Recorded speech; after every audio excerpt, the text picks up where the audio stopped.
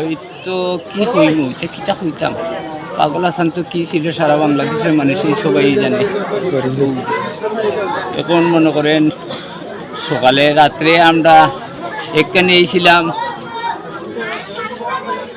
কিছু মেহমান আসছিল, এরা কিছু খেদমত করিয়া এরা খাবাই দাবাইয়া এরা বিদায় করার পথে গিয়া এরা আগুয়ে দেওয়ার পথে গিয়া আসার সময় দুর্ঘটনা অ্যাক্সিডেন্ট।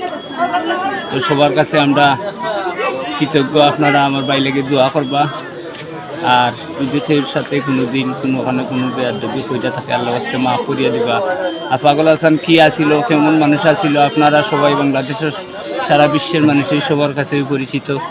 মুখ আমরা তো নতুন করে আর পরিচিত দেওয়া লাগে না, আপনারা সবাই অবগত আছেন। আমরা আপনারা কাছে এখন আমরা বেশি বক্তব্য দিতাম পারি না, আমরা আল্লাহ কাছে মাফ করবা। যদি কোনো ভুল ত্রুটি হয় আমার বাইরের পক্ষ থেকে আমি আপনারা কাছে অনুরোধ করি। শুনবেন মানুষের সঙ্গে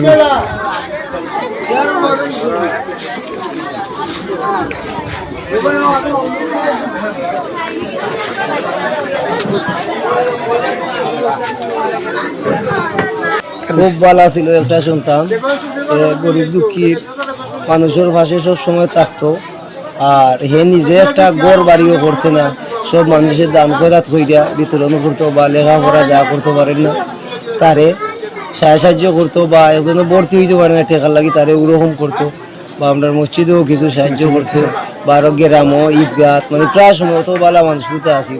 সবাই দোয়া করবা আর কি তার লাগি এই মৃত্যুর মোকাবিলা সবার কাছে অনুরোধ করলাম আর কি। আর যদি দুশে গুণে মানুষ যদি তার দোষ থাকে আল্লাহর হস্তে তারে ক্ষমা করবো, আমি তার মামু হিসেবে করিয়া